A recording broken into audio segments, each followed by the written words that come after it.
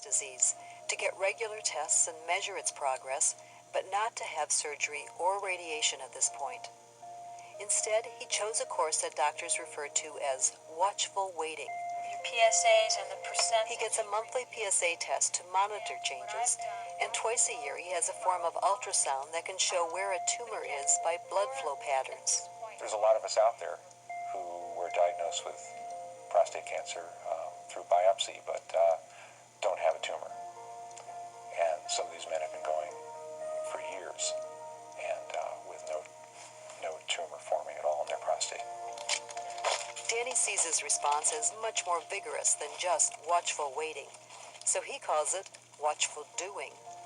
He is vigilant and proactive in trying to prevent the growth of his prostate cancer. You do monitor what's going on, but you're actively involved in trying to improve your health and reverse the cancer by alternative means. We need to begin to talk about preventive health strategies for colon cancer. Not all cancer screening tests are as controversial as the PSA test. The fecal occult blood test is a quick, easy, and safe way to do an initial screening for colon cancer. It simply looks for the presence of blood in a stool sample. Well, fortunately, we have enough medical evidence that's been accumulated over the past, particularly the past 5 to 10 years, but for the past 30 years, that shows that colon cancer screening is, in fact, very effective. First of all, I think it's useful to know that it's the second most common cause of death from cancer in this country. The only cancer that causes death more frequently in men and women is lung cancer. So if people didn't smoke, colon cancer would be the most common cause of death from cancer in this country. So it's a big problem in that sense. There are about 150,000 people or so who develop colon cancer every year, and about 60,000 people every year who are dying of colon cancer in the United States. Since it's a largely preventable disease, that's something that we'd like to change. Almost all colon cancers start off as a small growth called a polyp, which is a little growth on the lining of the inside of the colon being the large intestine. And over a period of about 5 to 10 years, those polyps can slowly turn into cancer. The whole object of the game is to find the polyps before they become cancer and remove them so you don't ever get the cancer. In addition to a yearly fecal occult blood test, every 5 years people over the age of 50 who are at average risk should have a procedure known as a sigmoidoscopy. It's a look into part of the colon where polyps often begin to form. Did a great job on the prep. An alternative approach is a colonoscopy, which allows a specialist to view the entire colon. This test is recommended every 10 years, starting at age 50 for people at average risk. If polyps are detected, a colonoscopy needs to be done more frequently.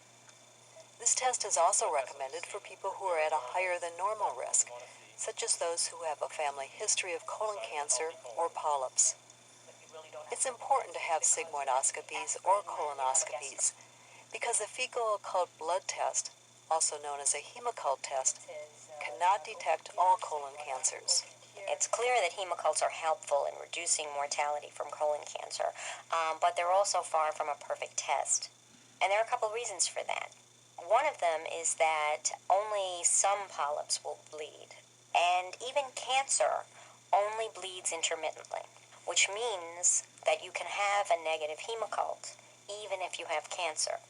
Very often people have positive hemoccult cards, and they're what we call false positives. The test is positive, but the person does not have a polyp or cancer.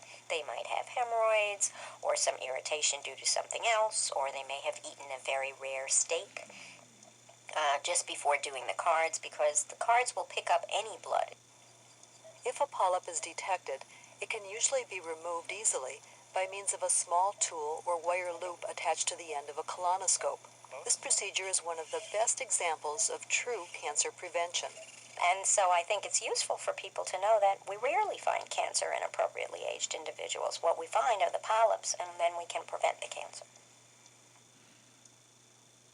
Screening tests for cancer of the cervix are another example of successful cancer prevention. In the last half of the 20th century, deaths from cervical cancer dropped by nearly 3/4, largely due to the increased use of Pap tests. A Pap test or Pap smear involves taking a sample of cells from a woman's cervix and examining the sample under a microscope. Beginning at age 18, or earlier if she's sexually active, a woman should have a Pap test, as well as a pelvic examination, every year. After 3 consecutive normal tests, she only needs testing every 3 years, unless there's a family history of positive tests, and then she needs testing every year. Men need to be aware that changes in the texture of their testes, such as hard lumps or smooth round masses, could be a sign of testicular cancer. If there's any suspicion at all, a prompt visit to the doctor could lead to early treatment and cure. Skin cancer detection is another type of screening that requires a joint effort between patient and physician. While regular skin exams by a professional are a good idea, some of the most effective screening is self-examination, along with awareness that when in doubt, have a suspicious growth checked out as soon as possible. Ken McDonough knew something unusual had appeared on his skin, but didn't take action until his wife Karen urged him to do so. Well, the history of my melanoma starts with the pretty young lady sitting on my right, and I was picking at my leg. I had my leg up, and I was down there picking at something. And she said to me, you do that a lot. And I said, what? You're always picking at that thing. Why don't you get it looked at? I went to a local dermatologist. She removed it. I think I had to have 2 or 3 stitches because it was so big. It was like a red pimple. It wasn't the black, crusty-looking thing that you think of when you think of skin cancer. Ken delayed seeing a doctor, so by the time he was diagnosed, his melanoma had reached a relatively advanced stage. But he was lucky. He eventually responded well to treatment, and today is in good health. At the VA Medical Center in Providence, Rhode Island, Dr. Martin Weinstock is a dermatologist and a nationally recognized expert on the most dangerous type of skin cancer, melanoma. The most important warning sign is change. So if you have a spot on your skin that's changing in size, shape, or color, that's the most important warning sign for melanoma. It doesn't mean it's necessarily a melanoma. There are many benign things that change on the skin, but it means it should be checked out by a dermatologist or other physician who can then give you some advice about whether it's dangerous or not. Changes on the skin that come and go in a few days are generally nothing to worry about, but changes that happen over months or even a year or 2 should be looked into. Another important warning sign are new spots on the skin, particularly spots that look like moles. While it's completely normal for children to have new moles on their skin, a new mole on an adult should be checked out by a dermatologist. Finally, sores that don't heal in a normal amount of time are also a warning sign for possible melanoma. Once a suspicious growth is removed, a specialist known as a pathologist examines it under a microscope to determine if it's melanoma or any other type of skin cancer. If it is melanoma, the pathologist examines its thickness. That measurement is very important. If the thickness is less than 1 millimeter, it's 95% curable with simple surgical excision. If it's more than 4 millimeters, most of those patients will ultimately succumb to their melanoma. To see more clearly how narrow that margin is between life and death, let's use a penny as our scale. If a melanoma is removed when its thickness is less than the distance between the top of Lincoln's eye to the middle of his nose, there's a 95% chance that all of the melanoma has been removed. But if the thickness extends to his chin, the chances are that the melanoma has already spread to other parts of the body and that the cancer will eventually be fatal. Though people with a family history of skin cancer, or those who have fair complexions, are at higher risk for melanoma and other skin cancers, rates of the disease also vary on a geographic basis. In the U.S., we have tremendous variation from state to state. Arizona, for example, New Mexico, Hawaii have very high rates, maybe 15 per 100,000 or thereabouts. In New Hampshire, we're maybe half that. In Australia, the rates get up to 25 or 30 per 100,000. And it turns out that where there are high rates of melanoma, people are exposed to a lot of sun.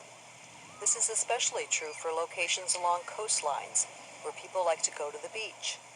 About 100 years ago, if you've ever seen pictures of people on the beach at that time, people were completely covered from head to toe. They wore shoes, they wore dresses or shirts that went all the way up to the top of their necks. They wore big, broad-brimmed hats.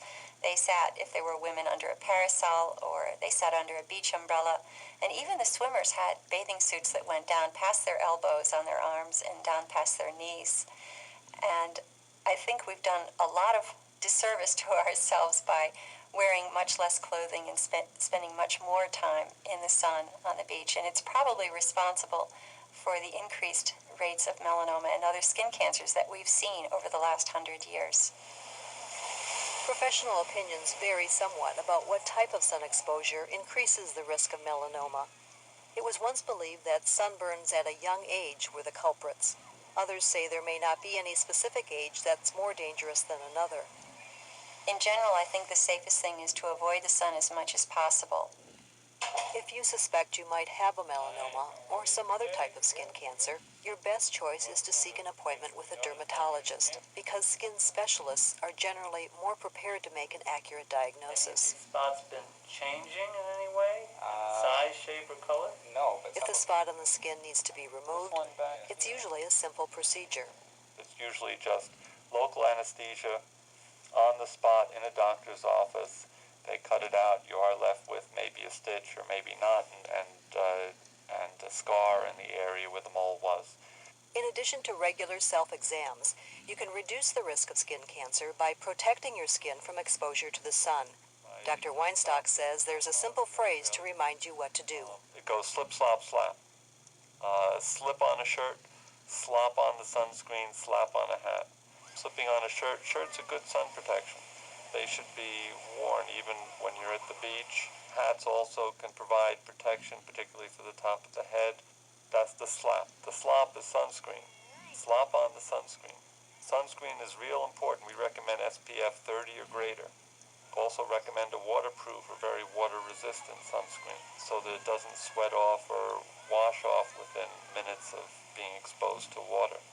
SPF is a sun protection factor, and SPF of 30 means that if applied in the way these tests assume, it takes 30 times longer to get a sunburn than if you didn't have that sunscreen on. The proper way to apply sunscreen is to put it on an hour before going outdoors. Then you should reapply it a half hour or so after you go out. After that, apply additional coats every 2 hours. One pitfall of using sunscreen, though, is that many people develop a false sense of security, thinking that it's perfectly safe to then sit in the sun all day. But experts believe that long periods of exposing the skin to the sun, even without sunburn, increases the risk of melanoma. So sunscreen, while it may be useful in reducing the risk for some types of skin cancer, might have little or no role in the prevention of melanoma. And just because it's cold outside doesn't mean the sun isn't strong. In fact, at higher altitudes like ski slopes, the sun's ultraviolet rays, which are what you want to avoid, are much more powerful than at sea level. Another myth is that if you build up a base tan through gradual sunbathing or by visiting a tanning salon, you'll protect yourself from damaging rays. That's just not the case. You're not protecting your skin when you tan. When you tan, you are overloading the little cells in your body that are trying to protect the DNA in your skin. And that's why you've tanned. They're producing melanin in an effort to try to save their little lives.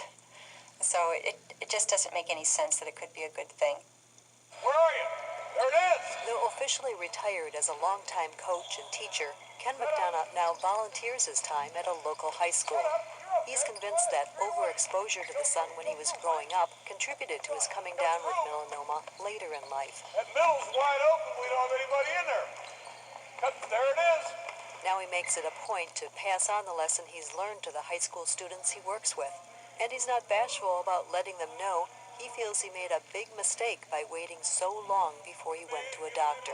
This is the thing that amazes me. I mean, I got this crap all over me. you know, black, brown, green, you know. And if you had this on a car, you'd have that car back in there in 10 minutes. You know, you'd say, what is this?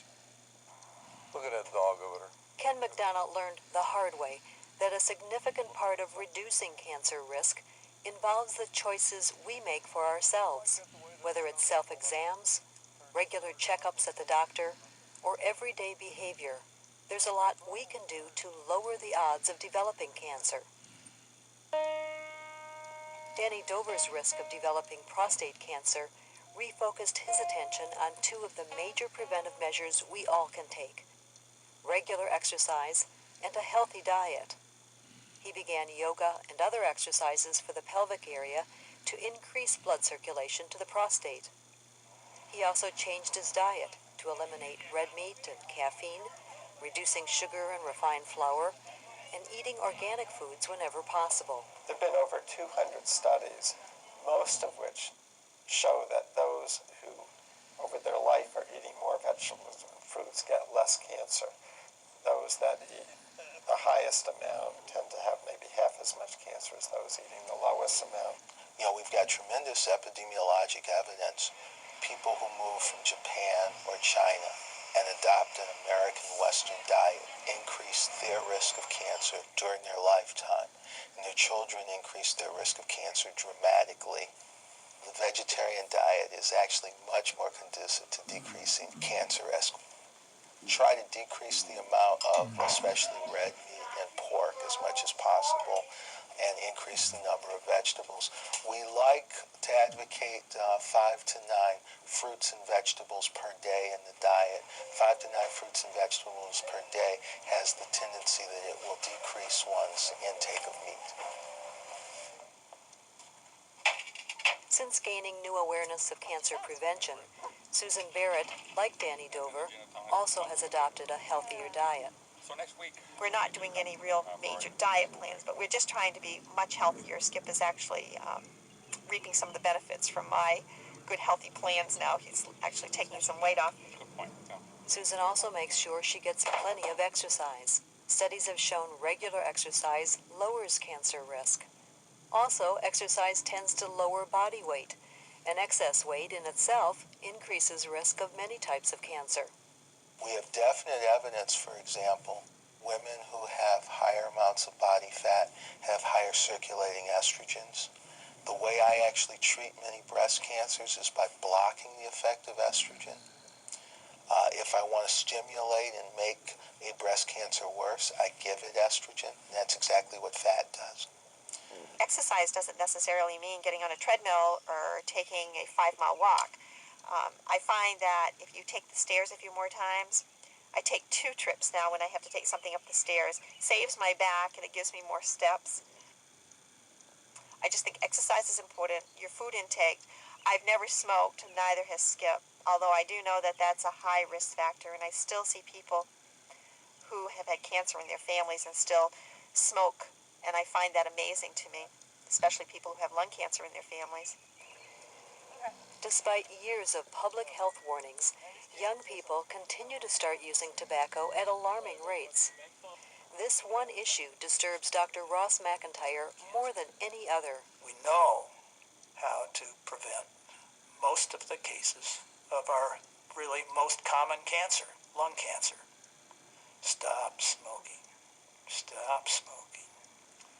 And there's nothing that disturbs me as a retired cancer center director as much as being with a group of young people who think it's smart to smoke.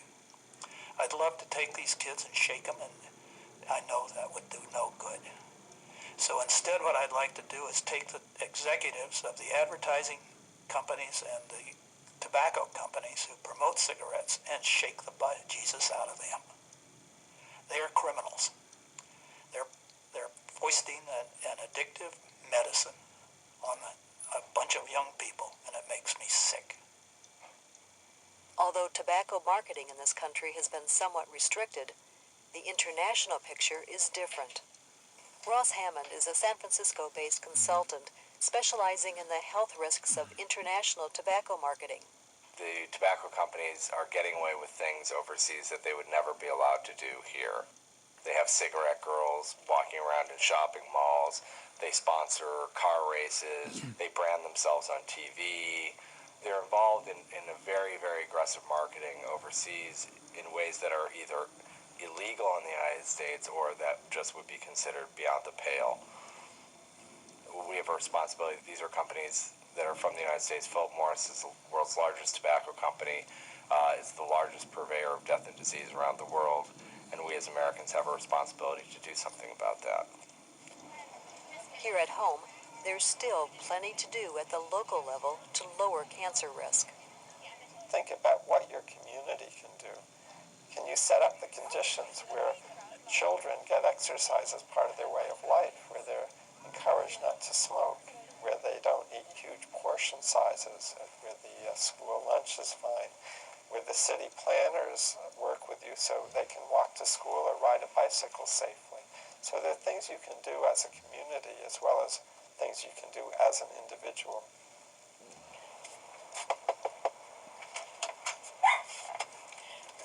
Hi, I'm a resident here of Clarendon. Jackie Fenner and Wanda Crossman have educated themselves and their community about environmental risks of cancer and about cancer prevention in general.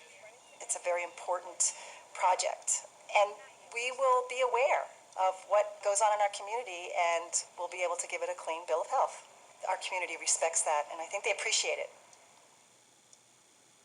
Susan Barrett has done everything she can to lower her risk of cancer.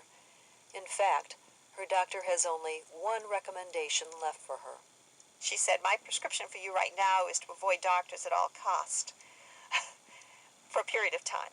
And I think she's right. You know, I'm physically quite a bit stronger through a lot of hard work. I'm mentally still fairly fragile at times. So I think being out here in my flower gardens is the best treatment that I could have right now. I used to frantically work on them to be perfect. Now I find that some of the weeds are beautiful. They have great flowers on them. And so they're allowed to stay now. You know, I always thought people accepted you if you were perfect and everything was right. And now I realize that nothing's really perfect. But everything has its own beauty.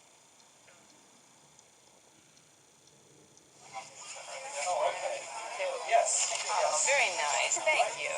Danny Dover and his wife Mary recently celebrated their 25th wedding anniversary. He's content with his decision to face his risks from prostate cancer by what he calls watchful doing. I feel, in a way, it was kind of a gift getting that biopsy because it was a kick in the butt to really take care of my health. Looking at the whole body, if you're going to treat something, a health risk like cancer, you treat the whole body, that you remove obstacles to good health, that you remove obstacles to your immune system being able to take care of itself. Danny learned a lot from reading books, talking with others, and researching information on the internet. But not all of his information came from others. I had a very interesting dream the night that I learned the biopsy results. And the dream was about being on a journey that was different from everybody else's. And at the end of that journey, I was going to be just fine.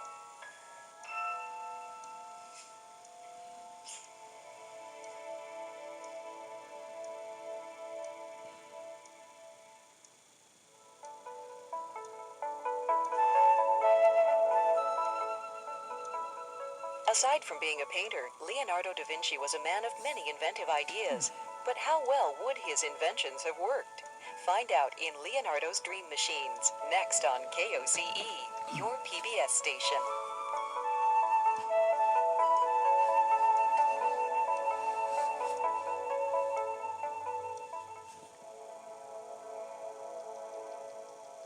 Algún anticuario y cómprate una nueva tabla para esquiar.